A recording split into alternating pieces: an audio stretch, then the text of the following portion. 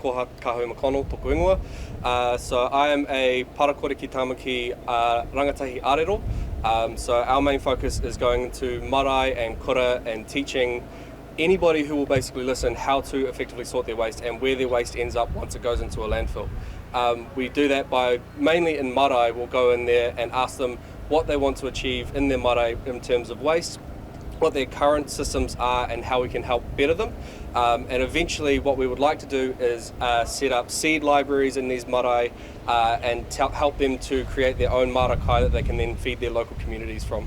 I think Parakore is important for whānau to do because it gives you a sense of empowerment when it comes to your waste, right? A lot of the time we're being told that you put everything in the red bin and then it's out of sight, out of mind. But a lot of that comes at the degradation of our whenua, right? And as Māori, we are intrinsically tied to our whenua. Like our entire creation myth comes from being made from clay. So it's really important for us to take responsibility of our waste and where we're sending our waste once it goes into those red bins and actually seeing the end product.